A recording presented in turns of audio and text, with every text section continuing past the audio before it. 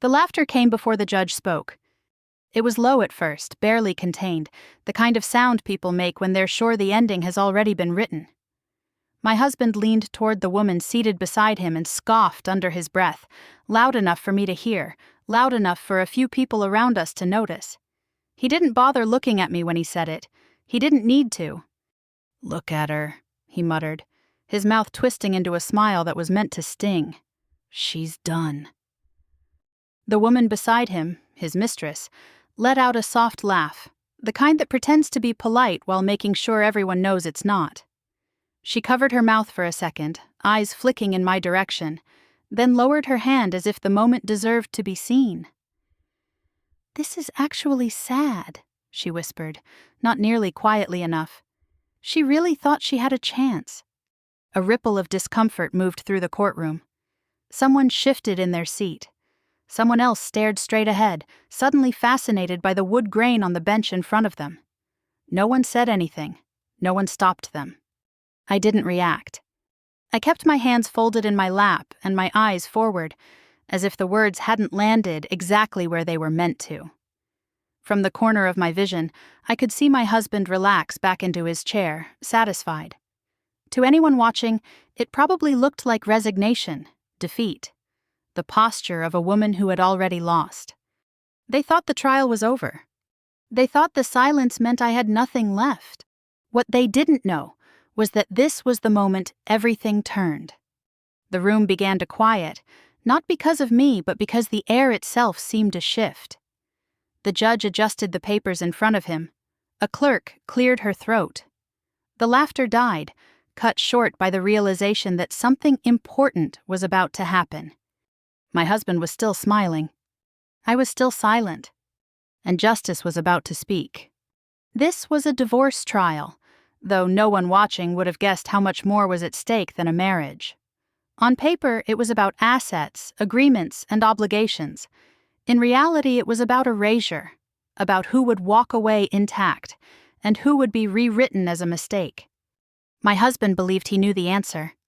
He sat there with the easy confidence of someone who had never been told no. His attorney leaned in close, whispering reassurances I didn't need to hear to recognize. Across the aisle, the woman who had replaced me crossed her legs slowly, deliberately, like she was already imagining a future where this room no longer mattered. They were so comfortable. I could feel the weight of eyes on me from every direction. Strangers, friends of friends, people who thought they understood the story because they'd heard parts of it repeated at dinner tables and over quiet phone calls. The abandoned wife, the younger replacement, the inevitable ending. I had felt fear before. I wasn't feeling it now. What I felt instead was focus. This wasn't the first time my husband had humiliated me in public. He had always been careful about it, wrapping his cruelty in humor or reason, making sure there was just enough doubt for anyone watching to wonder if I was overreacting. This was simply the boldest version yet, the kind of confidence that only appears when someone believes the system is firmly on their side. He believed I was here to be reduced to numbers and signatures. He believed I would either lash out or collapse. He believed wrong. I noticed the way his confidence spilled over into carelessness, the way he stopped watching his own tone, the way the woman beside him leaned closer than necessary, as if to make a point about ownership. They weren't just trying to win. They were trying to be seen winning. I let them. Silence, I had learned, makes people reckless. It invites them to fill the space with assumptions. Every second I didn't respond, I could almost see the narrative solidifying in their minds. The quiet wife, the woman with nothing left to say.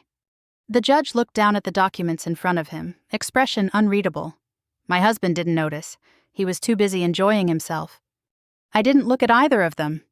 I focused on my breathing, on the steady rhythm that reminded me I was still in control of myself, even if they thought they controlled everything else. Whatever happened next, it wouldn't be undone by a careless word or an emotional reaction. This wasn't about proving anything to them. It was about letting the truth arrive on its own terms. When the judge finally raised his head, the room fell completely silent. Not the awkward quiet of embarrassment, not the tense pause before another insult. This was different. This was the kind of silence that demands attention, whether you're ready for it or not. My husband straightened slightly, still smiling, still certain. The woman beside him shifted, her laughter fading into something more cautious. I didn't move at all. If you want to understand why they felt so comfortable mocking me in that room, why they were so sure I had already lost, you have to know what our marriage looked like before it broke. People used to tell me how lucky I was. They said it casually, like a compliment you give without thinking too hard about it. At dinner parties, at weddings. In passing, when my husband stepped away, and someone leaned in as if sharing a secret. "You two are perfect," they'd say. "You really found the right one." For a long time, I believed them. I met him in a city where everyone was always in motion, always becoming something. We were both established enough to know who we were, or so I thought. He wasn't flashy or loud. That was part of what drew me in. He listened. He asked questions and remembered the answers. When I talked about my work, my plans, the life I was building, he didn't interrupt or redirect the conversation back to himself.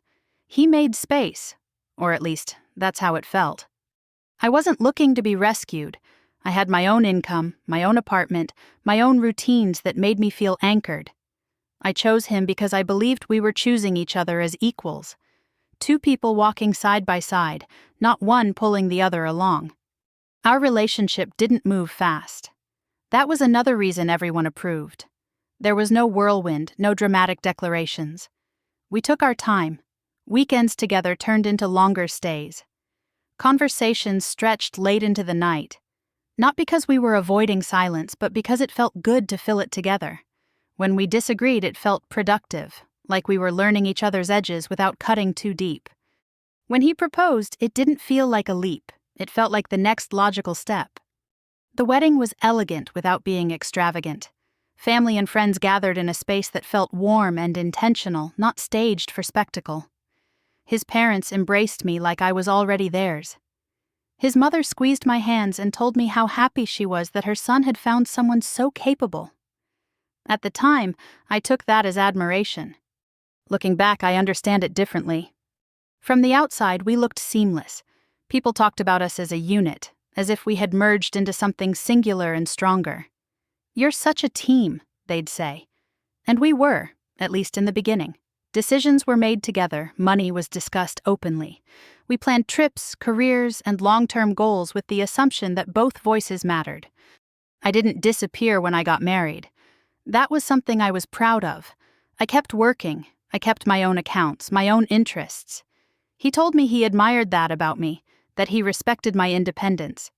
When I succeeded, he celebrated it publicly. When I struggled, he appeared supportive, steady, reliable. It never occurred to me that admiration could coexist with something darker. The first year of marriage felt calm, not exciting in a cinematic way, but stable, safe. We settled into routines that made sense for both of us. Mornings were shared quietly, evenings were predictable without being dull. I believed that this was what grown love looked like. Less fire, more foundation. There were moments, though, that I would later replay in my mind. Small things. The kind you brush off because they don't seem important enough to question. A suggestion framed as a practical improvement. A comment about how a certain choice might look to other people. A gentle correction in conversation that made me pause, not because it was cruel, but because it was unnecessary. At the time, I told myself he was just detail-oriented, strategic, thoughtful about the future in ways I sometimes wasn't. Compromise is part of marriage, I reminded myself. No one gets everything their way. So I gave a little, then a little more. There was a moment, early on, when I chose convenience over instinct. It wasn't dramatic.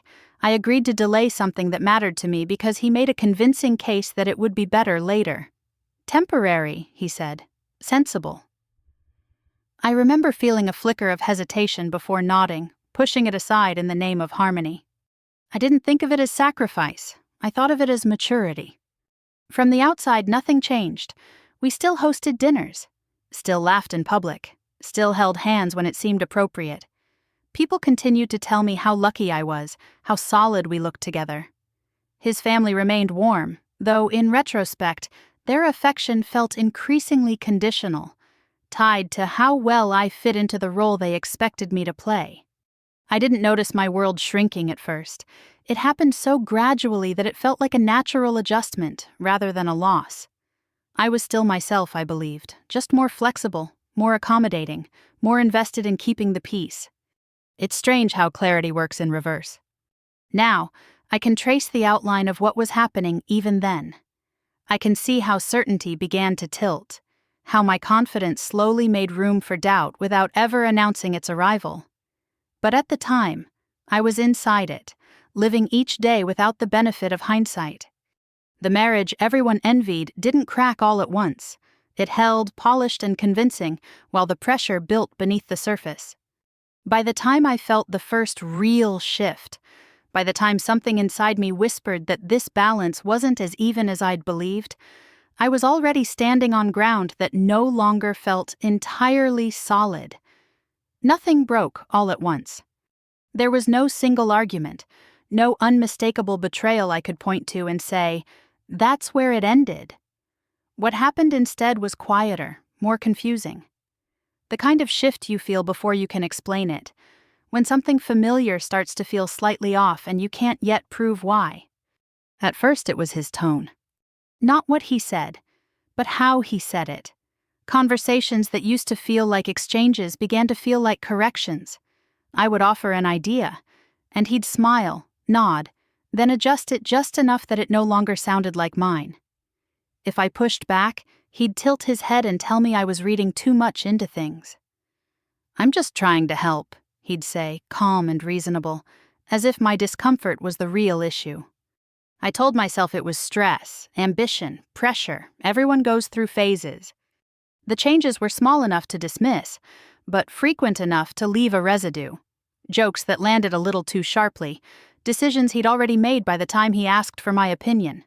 Praise that came with an unspoken condition, as if approval were something I needed to earn repeatedly. When I disagreed with him, the conversation shifted in a way I couldn't quite track. He didn't raise his voice or accuse me outright. He simply reframed the moment until I was the problem. I was tired, emotional, overthinking. It was never said with cruelty, which made it harder to argue against. Who wants to insist they're right when the other person sounds so composed? So I started questioning myself. I found myself rehearsing conversations in my head before having them, choosing words more carefully, editing my reactions. It wasn't that I felt afraid of him. I felt afraid of being misunderstood, afraid of creating tension that I would then be responsible for fixing. He noticed, of course. He always noticed. He'd reassure me at just the right moment, offering warmth when I was on the edge of pulling away. A compliment, an affectionate gesture, proof that I was still valued. It worked. It kept me steady, anchored to the version of us I wanted to believe in. Control rarely announces itself. It arrives disguised as concern. He started making suggestions about things that had never required his input before. How I should phrase emails, which social events were worth attending, what I wore to certain gatherings. It was always framed as advice, as protection. "I just don't want people to get the wrong idea," he'd say, as if my instincts were a liability he was generously managing. Once, in front of friends, he corrected a story I was telling. Not aggressively, just enough to reposition himself as the authority. Everyone laughed it off. I did too. But something tightened in my chest. A quick, unwelcome awareness that I had been subtly undermined in a room full of people. I told myself I was being sensitive. Isolation didn't come with ultimatums. He never told me not to see anyone. He simply made it inconvenient. Comments about certain friends being draining. Questions about whether plans were really necessary. The implication that choosing time elsewhere meant choosing distance from him. Peace became easier than resistance. There was a night I almost said something. I remember standing in the kitchen, listening to him talk about a decision he'd already made that affected both of us. I could feel the words rising, ready to break through the careful calm I'd been practicing. I wanted to ask when my voice had stopped mattering. Before I could, he turned toward me and softened. He apologized for being distracted lately, told me how much he appreciated my patience, my understanding. He kissed my forehead like he was rewarding good behavior. I swallowed what I'd planned to say. Looking back, that was the moment I taught him something dangerous. I taught him that reassurance could replace accountability, that affection could close conversations before they began. The doubt didn't stay directed at him for long. It turned inward. I started wondering if I was becoming difficult, if marriage had made me less flexible than I used to be. I questioned my memory of how things had been, comparing it to the calm certainty with which he described our dynamic. When two versions of reality collide, the quieter one often loses. I didn't feel like a victim. I felt like someone slowly losing her footing, one reasonable explanation at a time. The first moment I couldn't explain away came without drama. It was something minor, a reaction that didn't fit the context. A name mentioned too casually, then brushed aside when I asked about it. The kind of detail that shouldn't matter, but lodged itself in my awareness and refused to move. I didn't confront him, not yet. Instead, I paid attention. I began noticing patterns I'd previously overlooked, how quickly he dismissed certain questions, how comfortable he seemed redirecting conversations away from topics that involved transparency, how practiced his reassurances had become, delivered with the precision of someone who had learned exactly which words worked. Trust didn't vanish in a single moment, it thinned. I found myself watching him instead of assuming, listening not just to what he said but to what he avoided. It wasn't suspicion yet, it was vigilance, the quiet, unsettling awareness that I was no longer alone inside my own marriage. I didn't know who else was entering it. I didn't know what role they played or how long they'd been there. All I knew was that something had shifted beyond the point of denial. And once that line is crossed, there's no pretending you haven't seen it. I wasn't imagining it anymore. The shift I'd felt had taken on weight and shape, no longer something I could dismiss as mood or misunderstanding. There was now a presence in my life that didn't belong to me, pressing gently at first, then with increasing confidence, as if testing how much space it could claim without being named. She existed before I ever saw her. At first, it was only traces, a name mentioned in passing, then quickly redirected. A reference to someone from work who seemed to know far too much about our schedule, our decisions, our priorities. My husband's tone changed when certain topics came up, smoothing out in a way that felt practiced. Familiar. I recognized it instinctively, the way you recognize a lie not by the words used, but by the care taken around them. I asked questions casually, the way someone does when they doesn't want to seem suspicious. His answers were measured, technically honest, designed to reassure without revealing anything real. He didn't bristle or get defensive. He smiled, like I'd asked something harmless. That smile stayed with me long after the conversation ended. The first time I saw her, it wasn't dramatic. There was no confrontation, no gasp-worthy reveal. We crossed paths in a setting where I had every right to be, and she behaved as though she did too. She looked at me without surprise, without curiosity, as if she already knew exactly who I was and where I fit in the story she'd been telling herself. My husband hesitated before acknowledging her, just long enough for the moment to stretch. When he finally did, it was awkwardly formal, like he was introducing two separate lives that weren't meant to collide. She smiled easily, extending a hand with confidence that felt rehearsed. I took it. Her grip was firm, possessive. Her eyes held mine for half a second longer than necessary, and in that pause, I understood something I hadn't wanted to admit yet. She wasn't nervous, she wasn't unsure, she wasn't trying to hide. She already felt entitled. Later, when I asked him about it, I kept my voice calm. I didn't accuse or demand. I gave him every opportunity to be honest. He listened carefully, nodding as if he appreciated my maturity, then explained why I was reading too much into things. He didn't deny her importance outright. He simply minimized it, reframing my concern as insecurity. "You're sensitive right now," he said gently. "Anyone would be." There it was again, the calm certainty that made me feel foolish for questioning him. He didn't lie. He just didn't tell the truth in a way that mattered. What followed wasn't a confrontation, it was a realignment. His family shifted first. Invitations became less frequent, conversations more guarded. Compliments turned into assessments, delivered with polite smiles and subtle distance. I could feel myself being weighed and found lacking, though no one said it directly. She, meanwhile, appeared more often, folded into gatherings with an ease that suggested permission had already been granted. No one asked how I felt. She didn't need to say anything cruel to establish dominance. She did it through assumption, through behavior that suggested decisions were already made.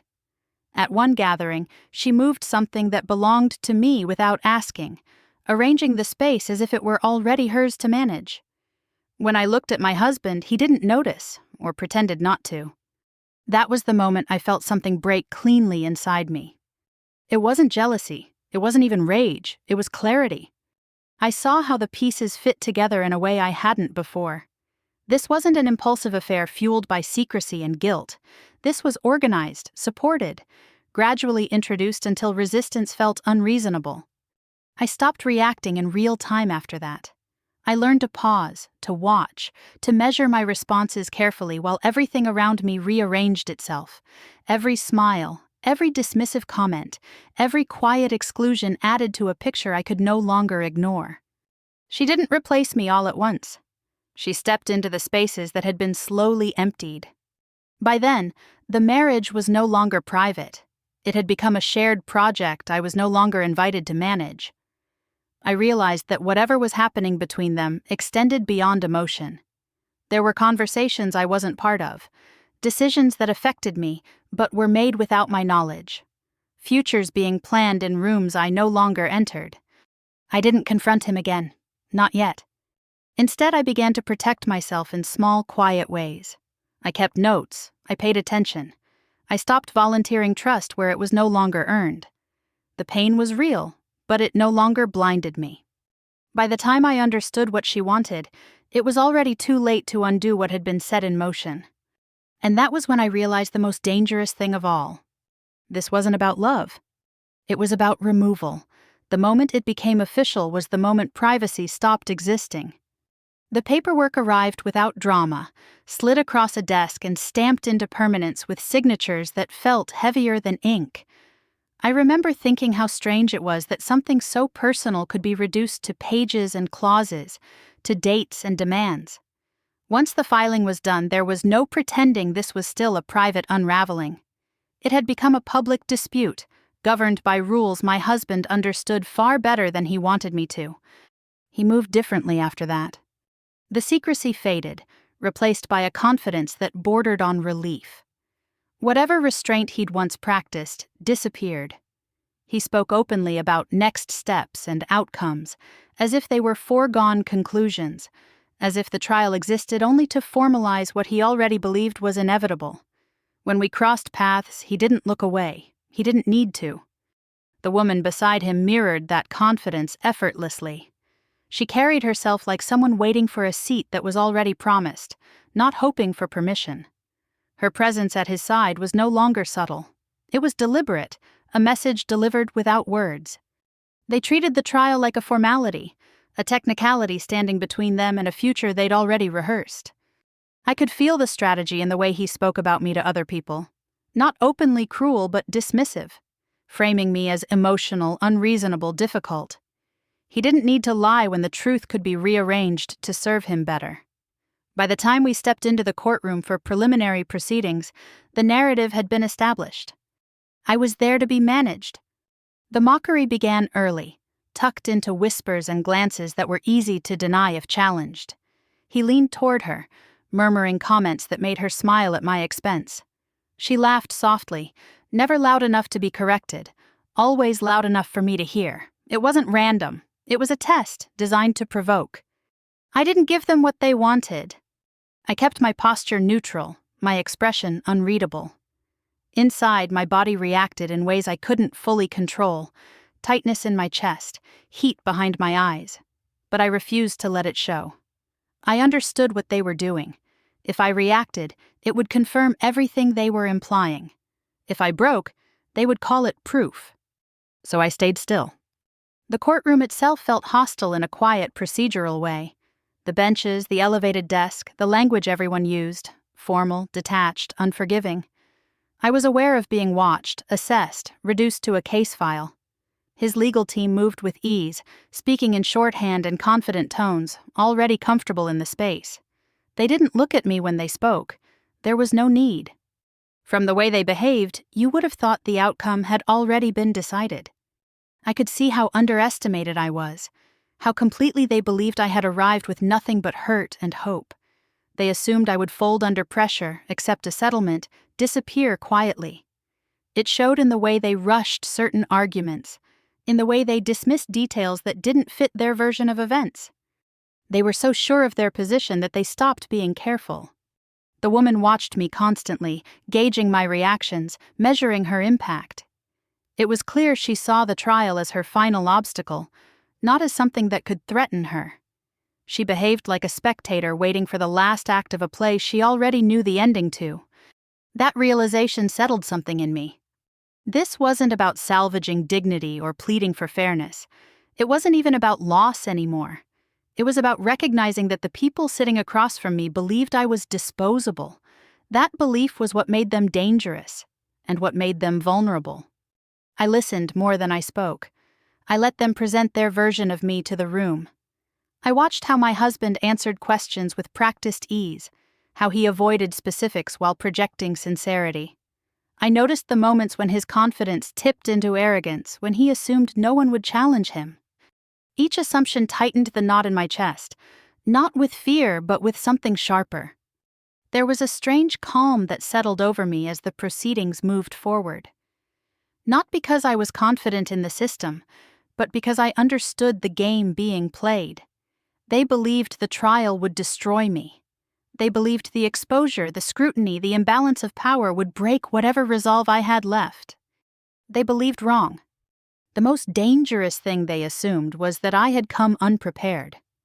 They assumed I had nothing to counter the narrative they'd constructed, that I would rely on emotion instead of evidence, that my silence meant surrender rather than restraint. Every look they exchanged reinforced that belief. I didn't correct them. I let them think the story was already written. As we left the courtroom that day, my husband brushed past me without a word, already speaking to his attorney, already planning his next move.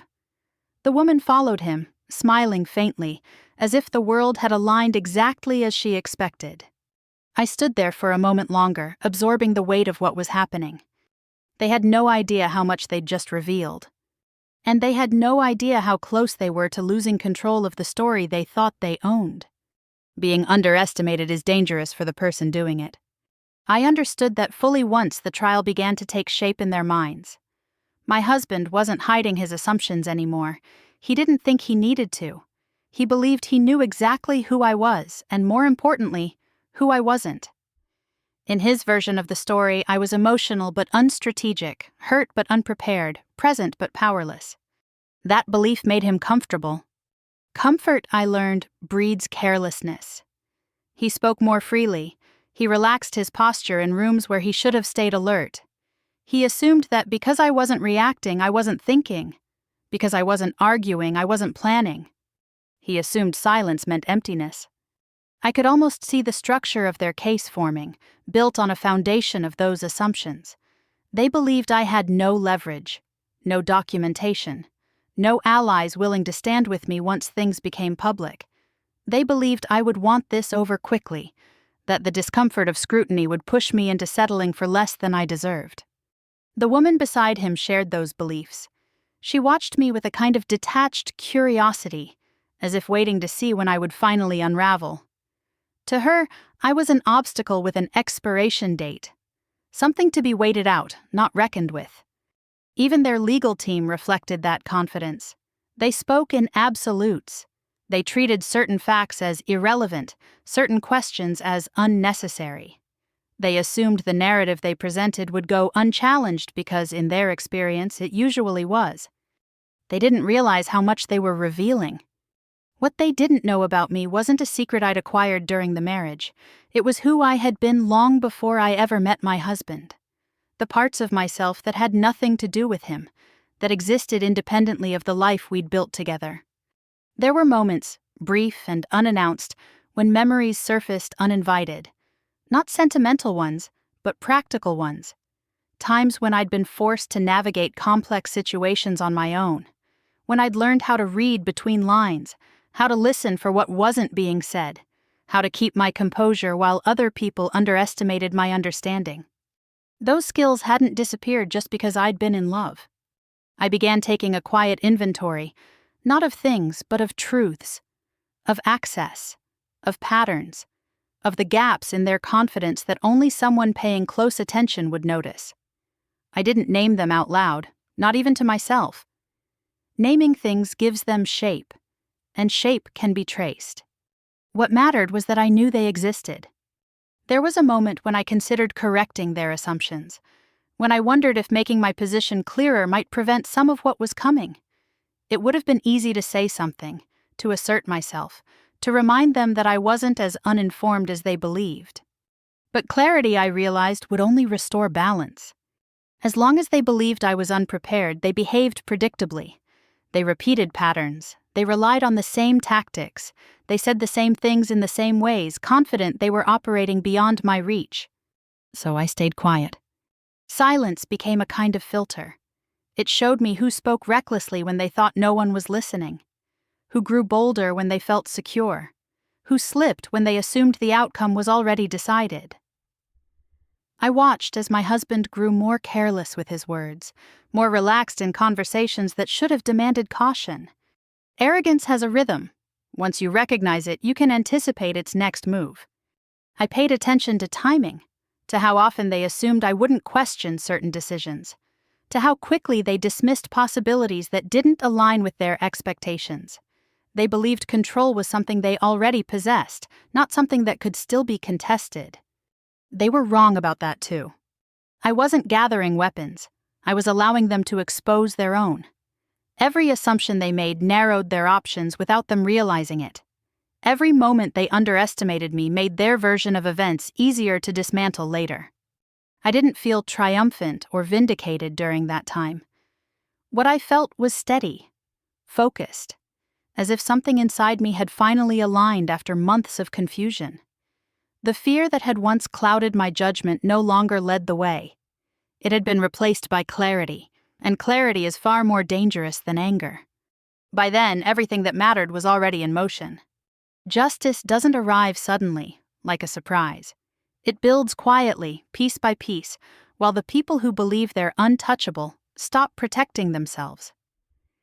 My husband and the woman beside him thought the story belonged to them because they were telling it the loudest.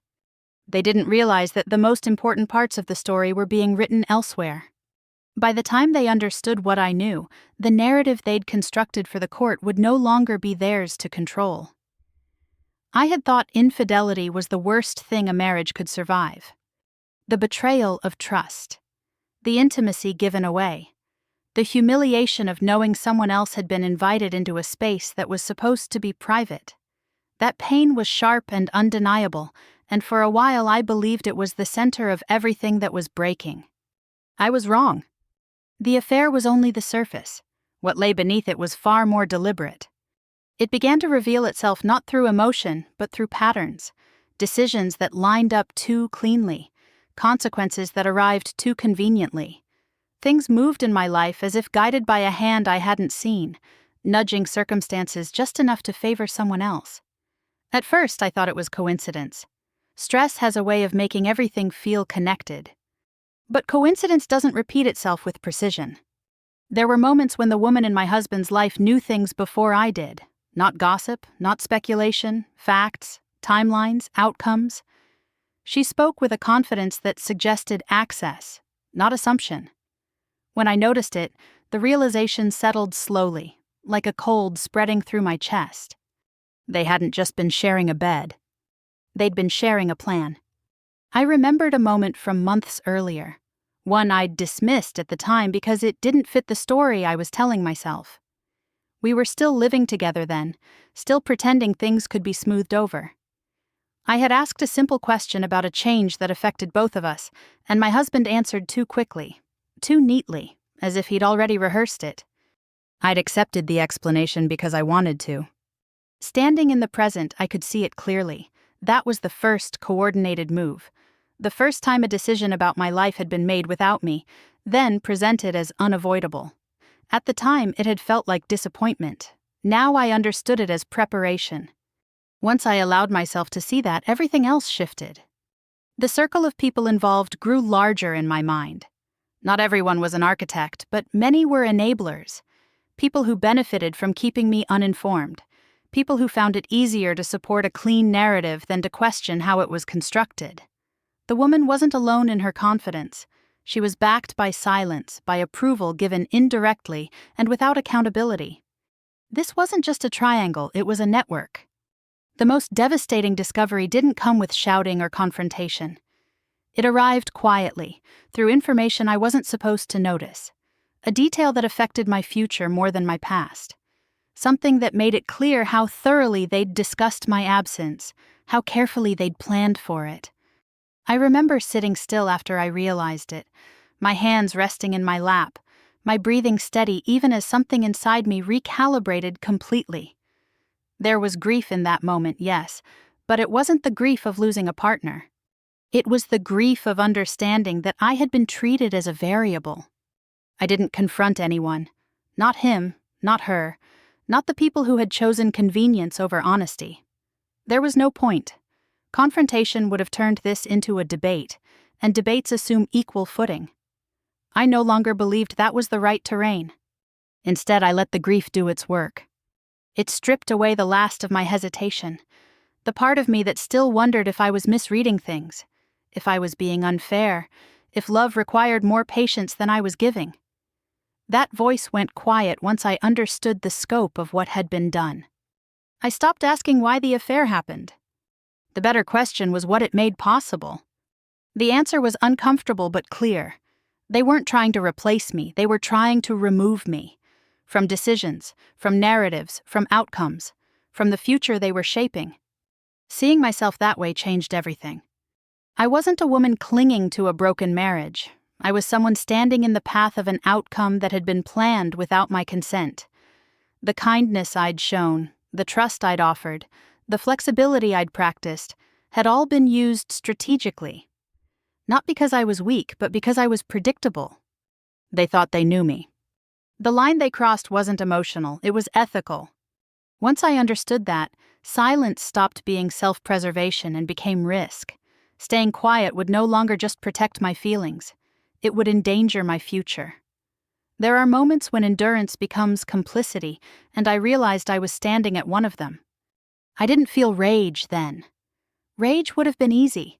It would have justified impulsive action and messy outcomes.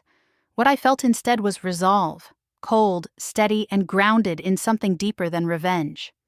They believed they were ending a marriage. What they were actually doing was forcing me to fight back. Not loudly, not recklessly, but with intention. For the first time since everything began to unravel, I knew exactly what I was facing. Not just who had betrayed me, but how.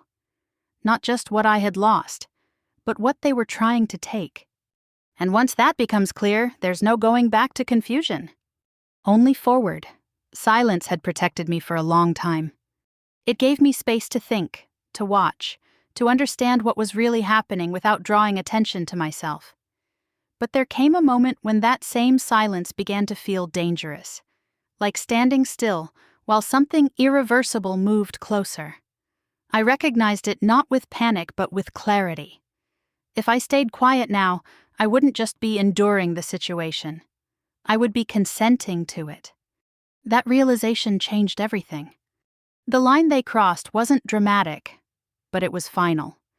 It wasn't about humiliation or infidelity or even betrayal in the way people usually understand it. It was about control. About decisions being made that would shape my future without my voice, my knowledge, or my consent. I could tolerate being hurt. I could not tolerate being erased.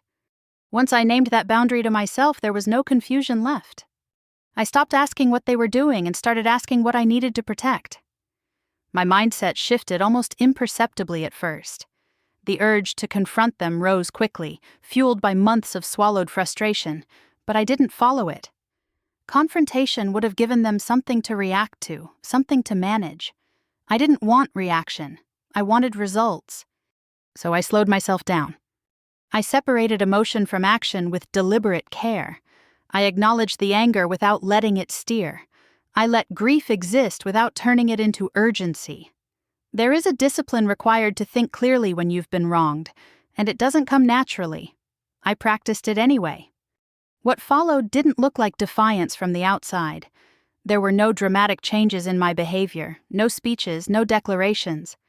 I continued showing up exactly as I had before, calm and measured, allowing them to believe nothing had shifted. The difference was internal. I was no longer waiting for fairness. I was preparing for accountability. I took quiet steps that blended into the rhythm of daily life, ordinary actions that raised no suspicion. I paid closer attention to details I had once trusted away. I kept records. I asked questions that sounded casual but weren't. I made sure my own footing was solid before taking another step. All the while, they grew bolder. My husband stopped masking his impatience. His confidence hardened into certainty. He spoke as if outcomes were already secured, as if time itself were on his side. The woman beside him followed suit, her presence more pronounced, her manner more assured. They mistook my composure for surrender, my stillness for acceptance. It made them careless.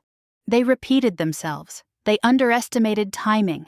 They assumed patterns would remain invisible simply because they always had. Watching them felt less like fear and more like observing a structure beginning to strain under its own weight. There was a cost to this decision, and I felt it deeply. Choosing action meant accepting that reconciliation was no longer an option. It meant letting go of the last fragile hope that honesty might reappear on its own. It meant loneliness, carrying knowledge I couldn't share without consequences. Some nights, the quiet felt heavier than anything I'd experienced before. There is a particular kind of isolation that comes with clarity when you see a truth others refuse to acknowledge. I accepted it anyway. I reminded myself that endurance has limits, and that crossing those limits doesn't make you cruel. It makes you responsible for your own future. I wasn't becoming someone else. I was returning to myself, piece by piece, after months of being shaped by someone else's agenda. By the time the next court date approached, the decision had fully settled in me. Whatever happened in that room, I would not be reacting. I would be allowing events already in motion to unfold. The outcome no longer depended on how convincingly I could speak, or how visibly I could suffer. It depended on timing. I could see now how easily confidence turns into exposure. How people who believe they've already won stop guarding themselves. They laugh more freely. They speak more loosely. They stop imagining consequences. That was their mistake. As the day of the hearing arrived, I felt an unexpected calm. Not relief, not excitement, just certainty. Everything that mattered had already been set in motion long before anyone took their seat in the courtroom. The mockery that would come, the whispers and smirks, no longer held the power they once did. They laughed at me because they believed I was finished. By the time they laughed in court, the outcome they were so sure of was already slipping out of their control. The courtroom felt familiar when I walked back into it, but I didn't. The same benches, the same polished wood, the same faint echo of footsteps moving through a space built to reduce lives into arguments. Yet everything had shifted. Not around me, inside me. The fear that once tightened my chest was gone, replaced by a calm that felt almost detached. I wasn't here to persuade anyone anymore. I was here to witness what I already knew was coming. My husband arrived as if the room belonged to him. He greeted his attorney with an easy smile, leaning in close, laughing softly at something I couldn't hear. His confidence filled the space before he sat down, deliberate and visible. The woman beside him matched his energy perfectly, her posture relaxed, her expression faintly amused. She looked like someone watching a formality play out, not someone facing uncertainty. They wanted to be seen. Their performance was polished, whispers timed carefully, glances exchanged with the precision of people who had rehearsed this moment. When they looked at me, It was with the same casual dismissal they'd practiced for weeks, as if my presence were an inconvenience rather than a threat. The mockery came quietly, the way it always did. My husband leaned toward her and murmured something, his voice low but intentional. She laughed, a soft sound meant to carry just far enough. Her eyes flicked toward me, checking for a reaction. When she didn't get one, she smiled wider, encouraged. "She still doesn't get it," he said, not bothering to hide the words this time. "Some people never do," she replied, shaking her head as if offering sympathy. A few people nearby shifted in their seats. Someone coughed. Someone else looked at me, then away, uncomfortable but unwilling to intervene. The mockery was subtle enough to avoid reprimand, obvious enough to wound. That was the point. I didn't move. I kept my gaze forward, my hands folded, my breathing even. From the outside, it probably looked like resignation, like a woman bracing for the inevitable. I could feel the assumptions forming around me, thick and unquestioned. Silence invites interpretation, and they were eager to fill it. They thought my stillness meant I had nothing left. The courtroom buzzed with low murmurs as proceedings began. Papers shuffled. The clerk's voice cut through the noise, calling the case. My husband's attention sharpened, his smile lingering as if he were enjoying the moment. He nodded along confidently, comfortable in his role, comfortable in the story he believed was being told. The woman beside him crossed her legs slowly, deliberately, her expression almost bored. I noticed how people watched them, how easily confidence attracts belief, how quickly arrogance is mistaken for certainty. It was happening in real time, and I let it. Judgment is loud when it thinks it's safe. The mockery continued in small ways, a raised eyebrow, a shared look when my name was mentioned, a faint laugh when my attorney spoke. Each gesture was designed to reinforce the same message. This is already over. I understood then why they'd needed to humiliate me publicly. It wasn't enough for them to win. They needed me diminished, reduced. They needed witnesses to my supposed defeat, needed the room to accept the version of me they'd been selling for months. The trial wasn't just about outcomes. It was about narrative.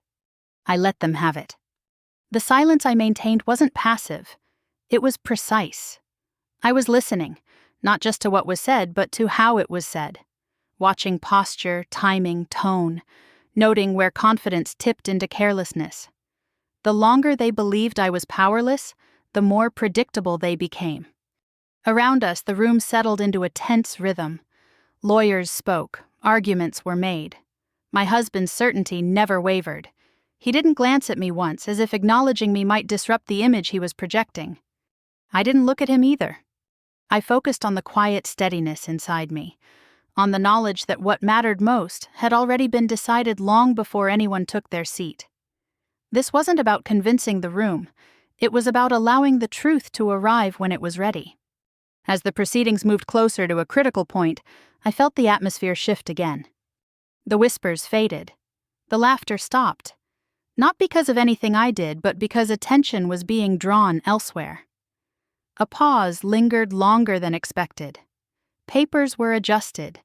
The judge's posture changed, subtle but unmistakable. My husband straightened slightly, still relaxed, still certain. The woman beside him leaned back, her smile lingering, unaware that the tone of the room had altered. I felt it then, the exact moment when control began to slip away from them. The silence that followed wasn't uncomfortable. It wasn't heavy with judgment or embarrassment. It was focused, intentional, the kind of silence that precedes consequence. No one was laughing anymore. And for the first time since the trial began, the room wasn't waiting for my reaction. It was waiting for the truth to speak. The silence arrived first. Not the awkward kind that follows embarrassment, but a deliberate stillness that settled over the courtroom like a held breath. Papers stopped rustling. A cough was cut short. Even the faint hum of movement outside the doors seemed to fade as attention narrowed to a single point. The judge adjusted the documents in front of him. It was a small gesture, almost forgettable, but it carried weight. My husband didn't notice it at first. He was still leaning back in his chair, confidence intact, one arm resting casually along the table as if he were waiting for a train he'd already boarded.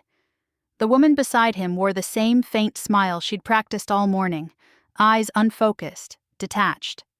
Procedure began to speak. The judge's voice was measured, calm, stripped of emotion. There was no drama in his tone, no hint of spectacle. He referenced filings, timelines, clarifications. The language was precise, almost dull, and that was what made it dangerous. This wasn't performance. This was process. My husband listened with half attention, nodding at familiar phrases. He'd heard enough legal language in his life to recognize the rhythms. Nothing here, he seemed to think, threatened the outcome he'd already claimed. Then the rhythm changed. The judge paused, just long enough to create a gap that didn't belong. He looked down again, then back up, eyes steady. He referenced material that hadn't come up before, not loudly, not urgently, simply as part of the record. My husband's posture shifted. It was subtle, the kind of adjustment people make without realizing it, a straightening of the spine, a tightening around the mouth. The woman beside him stopped smiling. Her eyes narrowed slightly, attention snapping into focus as if she'd heard a word she didn't expect. The room sensed it too. The judge continued, outlining information that reframed what had been presented earlier. It wasn't an accusation. It wasn't a lecture. It was a correction.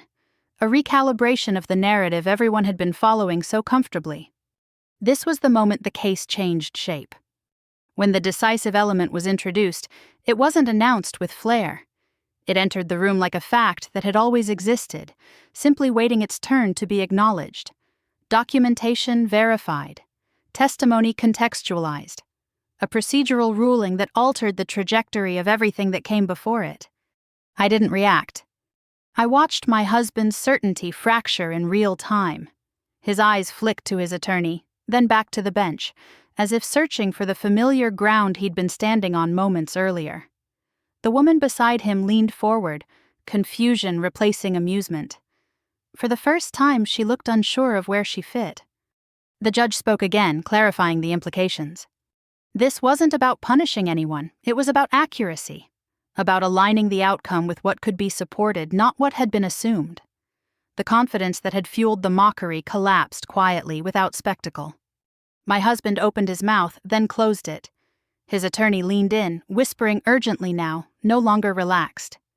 The woman shifted in her seat, her hands no longer folded neatly, her composure slipping as she realized this room was no longer an audience. The reversal was unmistakable. The glances that had once been aimed at me shifted toward them. People who had watched me with pity now watched my husband with curiosity, then doubt. Social perception, so quick to form, recalibrated itself just as quickly. I felt the weight lift, but it didn't feel like victory. It felt like inevitability. Justice, I realized, is rarely loud. It doesn't need to announce itself or savor the moment. It moves forward with or without applause, indifferent to who enjoys it and who resents it. I didn't look at either of them. I kept my eyes on the bench, listening as the final implications were laid out. Consequences were confirmed. Assumptions dissolved. The story my husband had been telling the room for months no longer belonged to him. The woman beside him faded from relevance almost instantly. She wasn't addressed. She wasn't acknowledged. The future she'd imagined for herself slipped out of reach without anyone needing to name it. The judge delivered the ruling with the same steady tone he'd used throughout, and that was that. No gavel slammed. No dramatic pause followed. The courtroom absorbed the decision in silence, the kind that comes when something irreversible has just occurred. I remained seated for a moment longer than necessary. Not because I was stunned, but because I understood what had just happened. The trial hadn't ended my marriage. That had happened long before we ever set foot in this room. What ended here was the version of the story that cast me as powerless. When I stood, it wasn't with relief or triumph. It was with clarity. As the courtroom slowly began to stir again, I felt the space around me change. Not warmer, not kinder, just honest. The laughter from earlier felt distant now, irrelevant, like something that had happened in another lifetime. Justice had spoken. And when the room fell silent again, it wasn't waiting for mockery or reaction. It was absorbing the consequences. I didn't leave the courtroom immediately. People around me stood, whispered, gathered their things, already turning the moment into something they could retell later. Chairs scraped softly against the floor. Papers were folded, bags zipped. Life moved on with unsettling speed, as if nothing irreversible had just happened. I stayed seated long enough to feel my breathing return to its natural rhythm. What surprised me wasn't relief, it was distance. The emotional pull that had kept me tethered to my husband for so long had finally loosened, not with force, but with understanding. The outcome hadn't shocked me, it had confirmed what I already knew. The truth doesn't always hurt when it arrives. Sometimes it simply explains everything that came before it. When I stood and turned to leave, I felt eyes on me. Some were curious, some were sympathetic. A few carried the uncomfortable awareness of people who had misjudged someone and were now quietly recalculating their assumptions. I didn't meet any of their gazes. I wasn't there to be reevaluated. I was there to exit a chapter that no longer belonged to me. My husband avoided looking at me. That was new. For so long he'd thrived on control, on eye contact that dominated, on expressions that diminished. Now he stared straight ahead, jaw tight, shoulders rigid.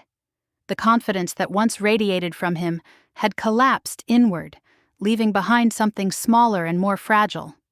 The woman stood beside him, frozen. She looked around the room like someone waking up in the wrong place. Her certainty had evaporated, replaced by disbelief that bordered on panic. Whatever future she had imagined no longer aligned with the present she was standing in. I recognized that look. I'd worn it once myself. I walked past them without slowing. There was no satisfaction in it, no urge to say something sharp or final. Silence, in that moment, wasn't restraint. It was closure. Anything I could have said would have belonged to an earlier version of me, one still invested in their reactions. Outside, the air felt different. Not lighter, exactly, just real. The kind of clarity that comes after something long and exhausting finally ends. I stood on the steps for a moment, letting the noise of the street ground me in the present. Cars passed. People walked by without noticing me. The world hadn't paused for my trial, and that was comforting. For the first time in months, I wasn't bracing myself. The days that followed were quieter than I expected. There were no dramatic conversations, no public apologies, no grand acknowledgments of wrongdoing. People adjusted privately. Invitations changed. Some connections faded without explanation. Others surprised me with small gestures of support, offered carefully, as if unsure whether they were still welcome. I learned who had believed me all along, and who had simply waited to see which version of the story would win. The legal outcome closed one door, but it opened something else I hadn't anticipated. Space. Mental, emotional, physical space I hadn't realized I'd been missing. Decisions became simpler when they no longer had to pass through someone else's approval. My thoughts felt clearer without the constant second-guessing. I moved through my days differently. Not hardened, not guarded, just aware. I noticed how often I'd once minimized myself to keep peace, how frequently I'd chosen comfort over honesty. Those realizations didn't bring shame, they brought insight. Understanding the past didn't trap me in it, it freed me from repeating it. Occasionally I heard updates about my husband. Nothing dramatic, just fragments passed along by people who assumed I would want to know. I didn't. Whatever consequences followed him now were his to carry. My role in his story had ended the moment he stopped seeing me as an equal. The woman disappeared from conversation entirely. Her absence said more than any explanation could have. She had attached herself to a narrative that collapsed the moment it faced scrutiny. When the illusion fell apart, there was nothing left to anchor her to it. What stayed with me most wasn't the ruling or the silence that followed it. It was the moment I realized I didn't need anyone to validate what I had lived through. Justice had spoken in a courtroom, yes, but the deeper reckoning had already happened inside me. I had trusted my perception when it mattered most. I had chosen myself when it counted. That knowledge settled into something steady. I didn't walk away feeling victorious. I walked away intact. And that, I learned, is its own kind of power, I thought the ending would feel louder. I imagined some dramatic sense of finality, a moment where everything snapped into place and the weight of the past lifted all at once. Instead, what came was quiet, a slow, steady return to myself that happened in ordinary moments, not milestones. The first morning I woke up without dread, I didn't recognize it right away. There was no knot in my stomach, no mental inventory of what I needed to brace for. Just light through the window and the realization that I could start my day without anticipating someone else's reaction. That was when I understood how long I'd been living in defense mode. Freedom doesn't announce itself, it settles in gently. I began reclaiming things I hadn't realized I'd given up. Simple preferences, small decisions, the right to say no without explaining myself, the right to say yes without justifying it. Each choice felt insignificant on its own, but together they rebuilt something essential. People often asked how I felt about what happened. They expected anger, satisfaction, vindication, something sharp and definitive. What they didn't expect was calm. Not indifference, but peace rooted in understanding. The trial hadn't restored anything to me. It had simply removed what never should have been taken in the first place. The experience changed how I see power. I used to think power was about being heard the loudest, winning arguments, controlling outcomes. I'd watched my husband wield that kind of power effortlessly, mistaking dominance for strength. What I learned instead was that real power doesn't rush. It doesn't need to mock or intimidate. It waits. It observes. It chooses its moment with intention. Power looks like restraint when retaliation would be easier. It looks like trusting your own perception even when everyone else is telling a different story. It looks like staying still while others reveal themselves. And when the moment comes, it doesn't need applause. It just needs truth. I don't regret the silence that carried me through most of this journey.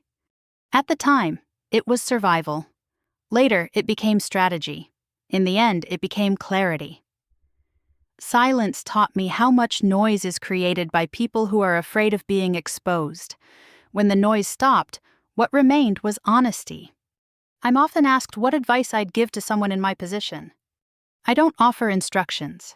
Everyone's circumstances are different. But I do share what I learned the hard way. Pay attention to patterns, not promises. Trust discomfort that doesn't fade. And never confuse calm manipulation for kindness. If you feel yourself shrinking to keep the peace, that peace is already broken. The courtroom was where justice spoke out loud. But the real reckoning happened long before that, in the moments when I chose not to abandon myself for the sake of appearances. That choice changed the outcome more than any ruling ever could. I didn't walk away unscarred. Experiences like this leave marks, but scars aren't signs of weakness. They're proof that something healed instead of festering. I carry them with awareness, not bitterness. My life now isn't perfect, it's honest. And honesty, I've learned, is a far better foundation than illusion. If you've stayed with me through this story, maybe it's because you've recognized pieces of yourself along the way. Maybe you've felt underestimated, silenced, or dismissed. Maybe you've wondered whether keeping quiet meant losing, or whether standing still meant giving up. It doesn't. Sometimes the most powerful thing you can do is refuse to play the role someone else wrote for you. If this story resonated with you, I'd love to hear your thoughts. Share your perspective in the comments. Your experience might be exactly what someone else needs to read. And if you want to hear more stories about justice, resilience, and what happens when the tables finally turn, stay with me. Subscribe to the channel and be part of this space where truth is given the time it deserves. Because silence doesn't mean you've lost. Sometimes it's just the moment before justice speaks.